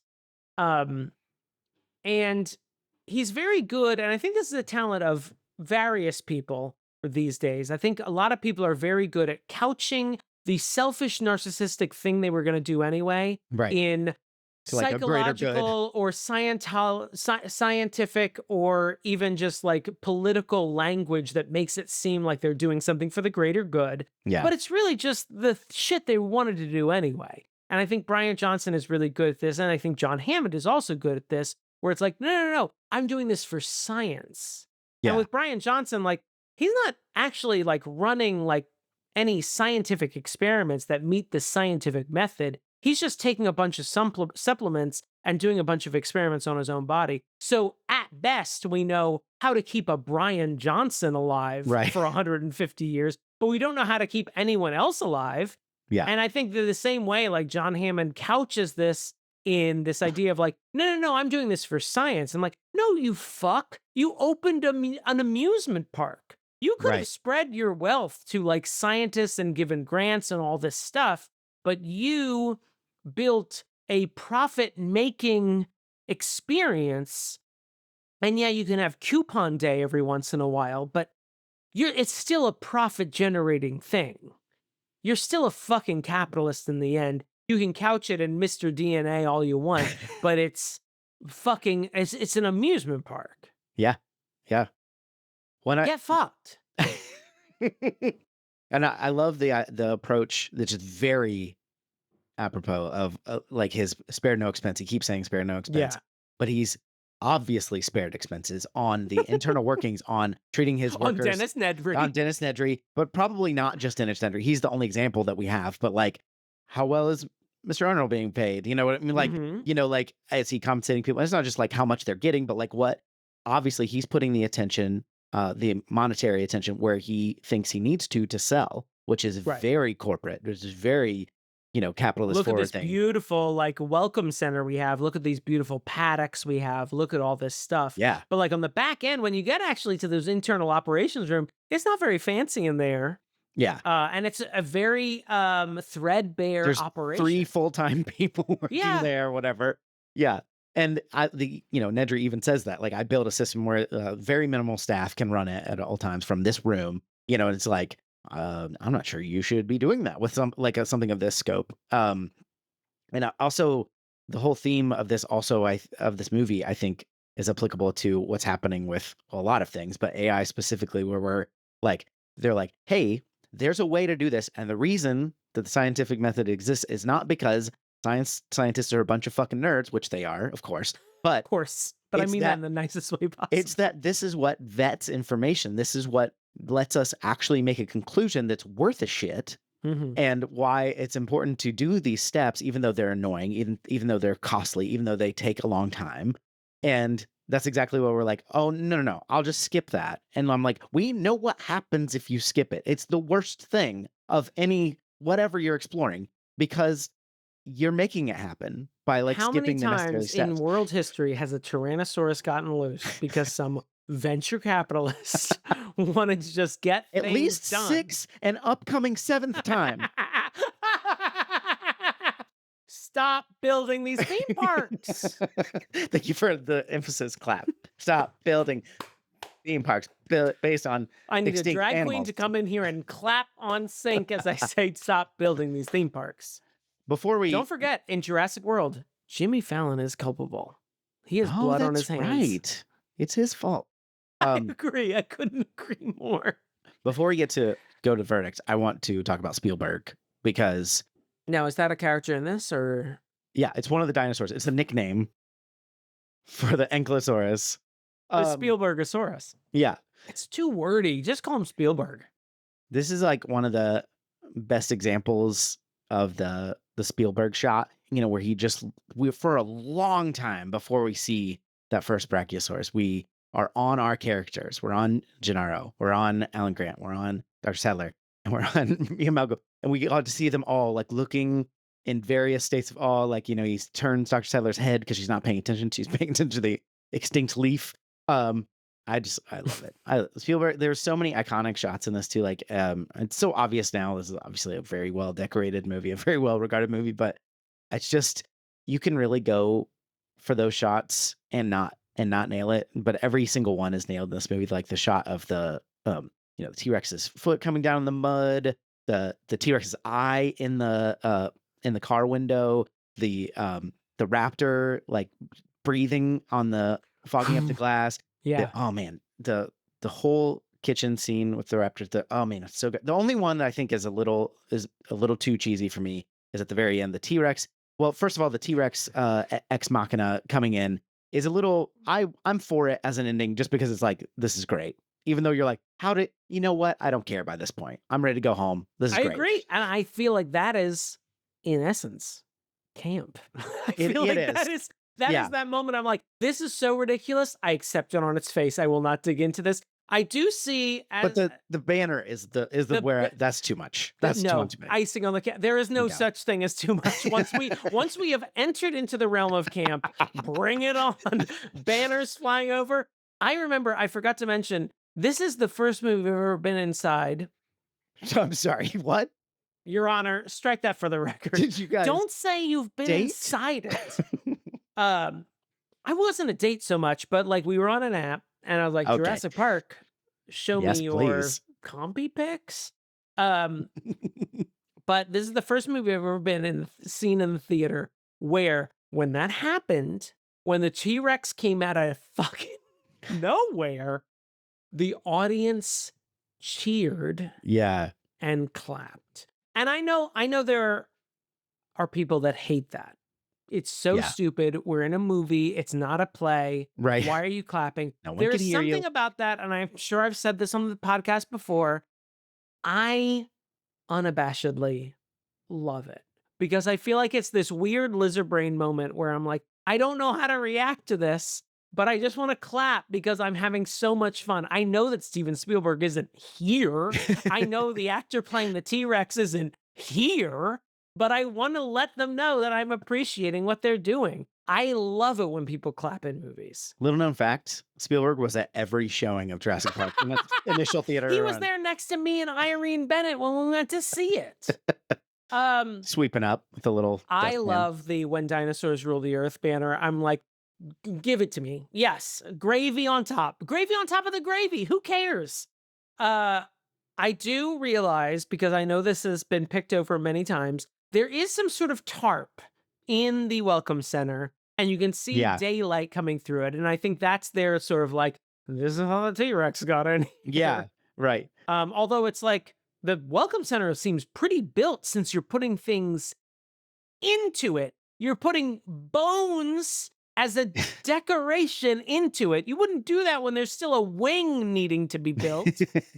But I feel like that's their something to get in here. Yeah, see? I love that. What else were we talking about? Well, the T-Rex attacked, and then the banner was the banner. Yeah. Yes, the Spielberg shot was the other thing. The Spielberg shots, I do really appreciate. I know you want to nominate the kitchen scene for the Sally Field Award. There's part of me, and call me a basic bitch, send me to hell. But that T-Rex scene, like while I was watching it, I'm like, everything about this is absolutely perfect. Yeah. Every moment from what happened to the goat to them, even though it makes no sense that there's suddenly a cliff face on the other side of that thing. It's such a well done scene that's genuinely terrifying. Yeah. Those kids like sinking into the mud. I'm like, oh my God, even though I know they're going to be fine. I'm like, can you imagine being in an upside down car that's being pushed on by a 2-ton fucking dinosaur and it's sinking into the mud? And I remember the first time I realized that pupil dilation scene was iconic. Not that, I mean, it was in every trailer for this movie, but I remember watching the Simpsons episode where Bart gets an elephant and they open the curtains when someone drops off the elephant and the elephant's eye is right there and it dilates. And I'm like, wow, everyone else noticed that scene as well, did they? You did have an elephant, Bart. You named him Stampy and you loved him very much. Oh, yeah. I think I'm going to call him Stampy. And Yeah. some animals, Mrs. Simpson, are just jerks. I also want to shout out I won't cry myself to sleep if because the kitchen scene is also fantastic. It is true. Like, and the Velociraptors are like the Chekhov's gun of this movie, where it's like, well, I hope no one's released the Velociraptors at all. And even Nedry is like, well, I'm not going to release them. I'm not insane. Yeah. And then they do. I think it's hard to like say which one's better, but I'm happy to give it to the T-Rex scene too, because we can grab a lot more screenshots from it. That's a good point. But on my end, for the guy who has to grab all the screenshots. As big as you have them, please Google image search. The car and the tree scene right after this, coming right after the T-Rex is just like, I'm bored. He doesn't even like get defeated. He's like, I feel like he's more like, you fucking wasted my time. She's like, I'm gonna push this car into the tree. There are more delectable flesh people around somewhere. I'm gonna go find them. But they're in the car, and then they like immediately, it's one of those out of the frying pan into the fire things that you're like, have this whole other action sequence, which is also incredibly well done. Like the fact that it's right after that is incredible. Like, it's just so good. So I remember relating a lot to Tim going, I threw up, and being ashamed. Yeah. I threw up. I'm a failure. That whole scene and Dr. Grant being like, so sweet. The most important thing is that you don't look down. And he's like, I looked down. And I'm like, oh God. Like, they both look down. Oh, it's so good. Did your dad ever build you a treehouse? He's like, no, divorce. But also related to that, because I was like, I'm not getting in a tree. I could break my leg. Alan Grant's like, oh, me neither. I just like that. Very good. Shall we go to the verdict? You can say more things in the verdict. You're absolutely right. Let's go there. Let's go there now. Let's take the gas-powered Jeep. I love that they keep saying it. Let's take the gas-powered Jeep. I've got a gas-powered Jeep over here. It's like, okay, guys, congratulations. They didn't want a bunch of nerds later being like, the power was out. How did they run those Jeeps? They were different Jeeps. They had They were NASCAR they were electric Jeeps, but they were on zip lines so they could get to any place in the park. Okay, I'm going first. Yeah, I want you to. I couldn't be more pleased. I would take your resistance to this declaration, but I think this is a near perfect movie, and your inner child is not an idiot. If not, I'm just saying, if you said here are the reasons it's not perfect, What the hell did I say to you earlier that No. makes you think? No, I'm just saying if you said here are some imperfections, I would talk about them and accept them. But it's nearly just like it is a perfect popcorn movie. It's still, I've seen this so many times, and it's still tense in the right scenes. It's still funny in the right scenes. I like quote it all the time. Lauren and I were I'm trying to remember where we were, but we were somewhere where there was like a Jurassic Park connection. We decided to see how many quotes we could work in. Oh, we were in Hawaii. And so we were like, oh, how many can we work in a regular conversation? And it was, I basically she had to tell me to stop because it was like, there's like too many. And then they're like, now you're just saying normal things that anyone would say that happen to be in the movie. But it's great. Bill Burr's great. The score is amazing. The acting is great. This is one that makes me feel the same as it did when I was a kid. Like everything holds up. The shots hold up. They did enough filming in the dark of the T-Rex that it worked out perfectly. Your child's not an idiot. This is great. What do you think? Thank you. Thank you for muting your laughing so that I realized when I was laughing so hard and I was on mute that I was like, I bet I look insane right People now. only listen. They only want to hear me talking, not you reacting to me talking. I am going to use my verdict time to talk about the things I did get a chance to talk about. Okay. I know you said to keep it tight, so yeah, we have that's not why done that. I want to. We have not done that I at want all. to combine my reaction to the movie and my verdict. See how I'm keeping everything tight? You're doing great. This is a great movie. Your child's not an idiot. I'll just say that right now. Yeah. I like that. Like we've alluded to, I feel like the movie doesn't shy away from making these monsters as gimmicky as they could have been. Yeah. It doesn't shy away from making them genuinely terrifying. I feel like there could have been a lot of like, but isn't this so cool? And at no point am I like, no, this is terrifying.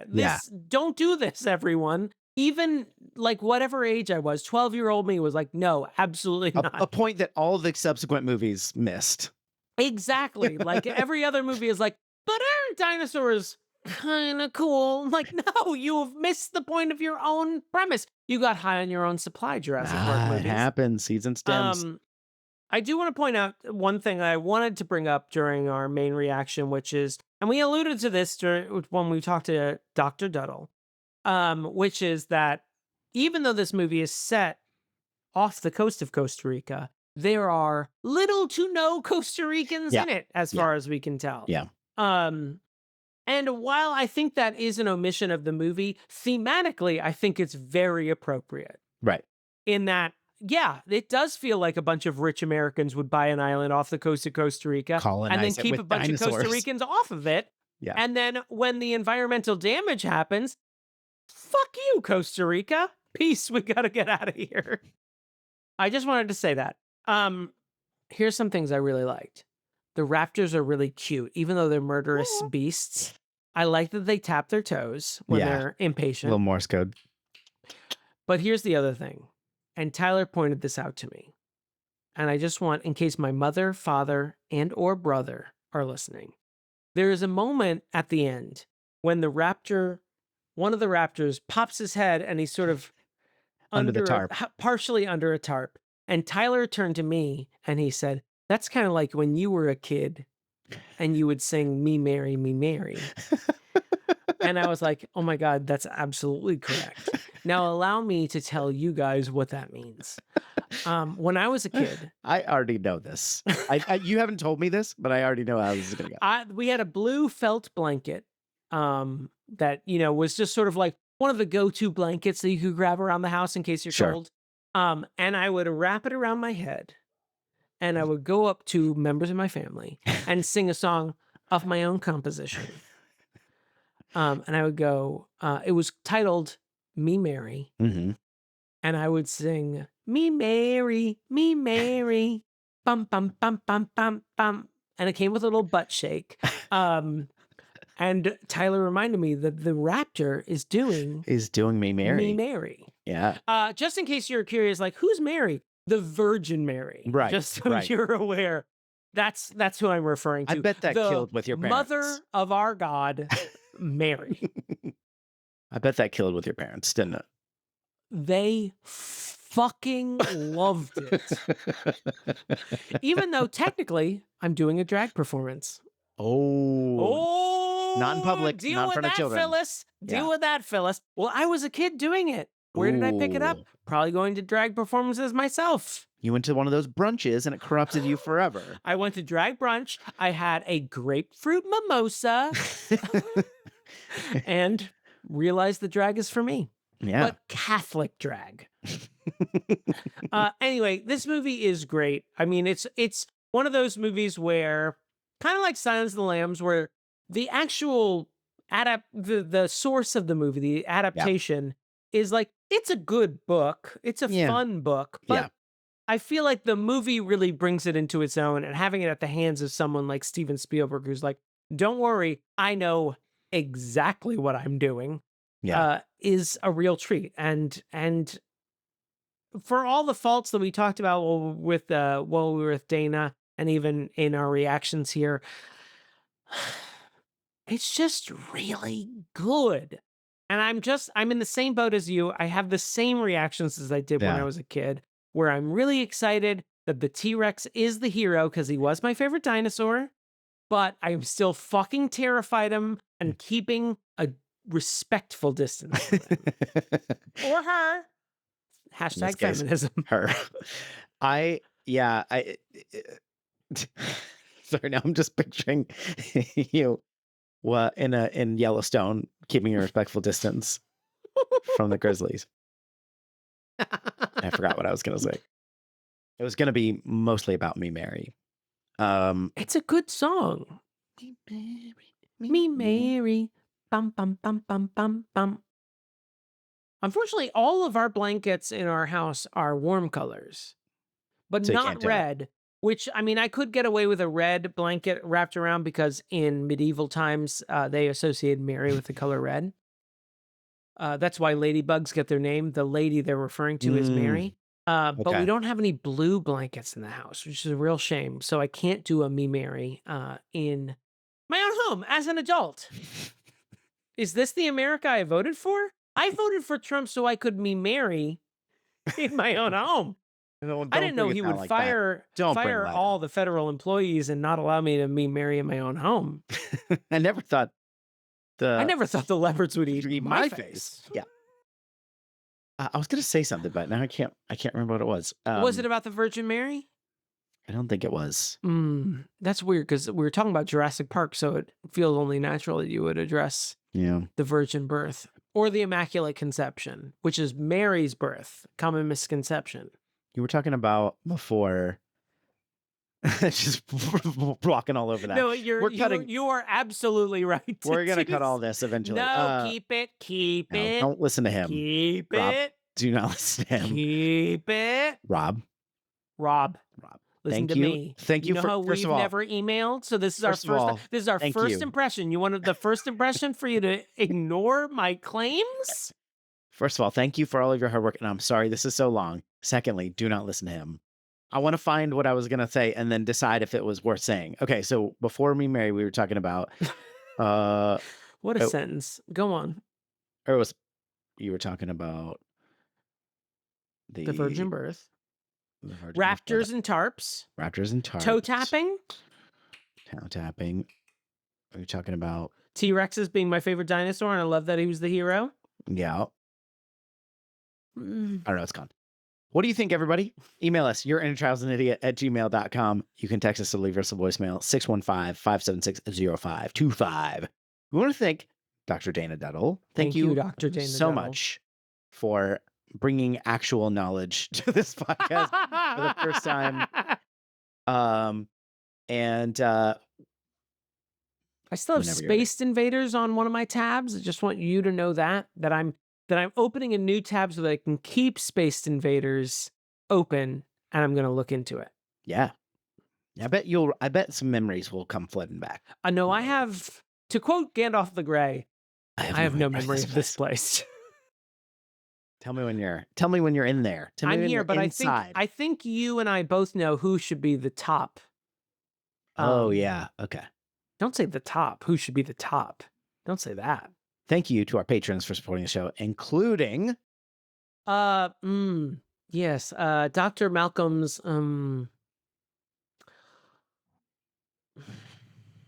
Heaving Bosom. yes, also Just Cuz. Yes, well, now you see Lindsay Halik. Travis Vance. That weird laugh he does. Sorry. Good. I'm gonna start talking loud and then I'm gonna talk quiet, Lindsay Nell.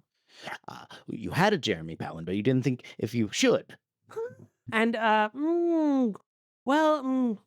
yes, Tommy Boy is my favorite movie. Particle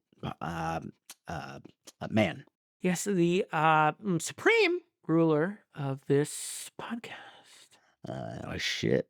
That's a big pile of shit on the cartouche. Karen Curd. Caroline? Amberson. Oh, Demon's unique saint. Tippy Von Cheaterly. A new name. A new name for an old patron. old as in loyal and long-term strategy. The elusive, yes, fan Gromkin. Josh Frigo. Jackson has an unhealthy obsession with Damon. Do you want to handle this next one? He's attached to this one. This is a Unix system. I know this. Zachary Hartley. T. Smith. Be careful, we're venturing into Captain Kirk territory. Bill, yes, Haynes. Captain Jean-Luc Picard. Beth, Surmont. You know, I do a lot of impressions for someone who cannot do impressions. You're nailing it. Everything you're doing is great. Heather Tuggle. Jonathon Day. Hizoner the Mayor. Little Miss Chicken Nugget. Larissa Maestro. The Zesty. The Hands of Fate. And of course, David Mort. Thank you all very much, and sorry. Thank you for supporting the show. I'm glad we kept it tight. You were telling me at the beginning of this episode that we needed to keep it tight. I'm glad we chose to do Jeff Goldblum as our voice for the patrons. If you want to support like them, patreon.com/YourInnerChild'sAnIdiot. Let's end the show. Bye. Goodbye, everyone. Goodbye forever. Goodbye. It's a podcast. It's fun to have microphones.